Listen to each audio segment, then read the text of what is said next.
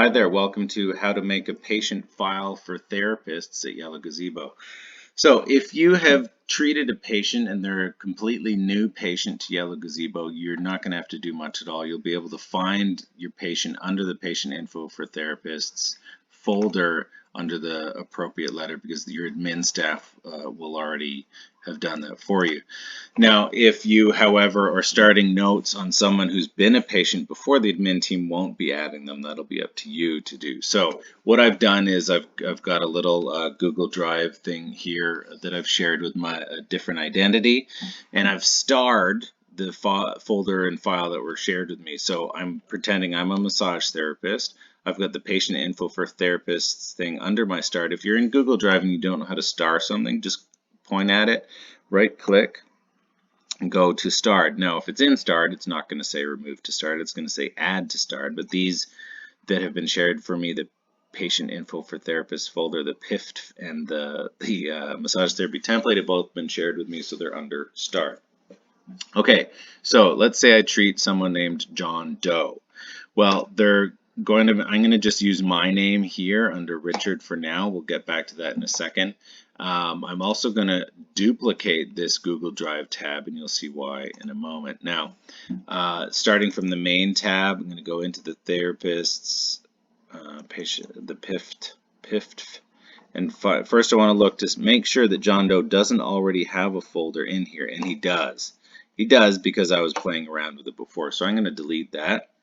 And now there isn't one, so I'm going to create. This is how you create a folder under the PIFT, under D, because his last name is Doe. You're going to go to New Folder, Doe, comma, space, John, create. And you'll see now he has a folder. So double click on that folder and it's empty. Now you'll see why I created duplicate tabs. I'm going to slide that back. So I've still got John Doe open. I need to create a ongoing form. So this is the massage therapy patient template ongoing template. That is, I'm going to make a copy of it. It's creating the copy. Now, it's not going to show it here because the copy isn't starred, so we're going to go to Show File Location. It's going to bring us to the location where we can click on it, right-click, and move it. Now we can move it to John Doe's folder, which is going to be, again, in the PIFT, which is starred. So we're going to go there, again, going to D, just find John Doe's name, John Doe's folder, which we've created. And there it is. Folder says empty. You got to scroll down a little bit more to get to the move button, which you have to click twice. And there it is. Now you can go to the tab that you already had open. Now you're not seeing it yet, but there it is. I didn't even need to refresh it. It's refreshing. There it is. So it still says copy of template. So you're going to have to right click, rename, and then name it Doe, John. Now you can add massage here. That's probably a good idea too, so that there's no complications. Double click there, and what you're going to see when you bring it open is this, which is it's a header, and it's going to be at the top of every page. Also, the bottom of every page, you're going to see a page number too. Now we need to differentiate John, and there's a couple things we're going to do here. If it's going to let me click in the header, come on, there we go. Oh, there we go. Okay, so Doe, John. Now we need a little bit of information in here other than his name. So that's where we can go to GenBook. Now, there's no real John Doe in here, so we're going to just use my information. We'll put in phone number. There would probably be an email address.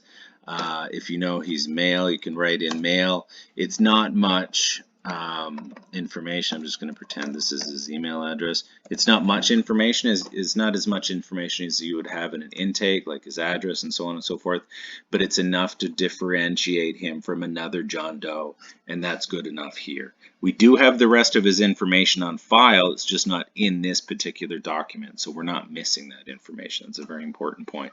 Now, we need you want to use the soaps template that we've got. It's in the PIFT folder. So let's go back to starred. No, PIFT folder. Uh, you want to maybe go back to the grid format here to find it more easily. You can see it compacts everything nicely, so you can come down. Now there are copies of the templates here as well, but you probably don't want to use these actually. So because I don't think these are properly figured out. No, no, and I'm gonna delete these.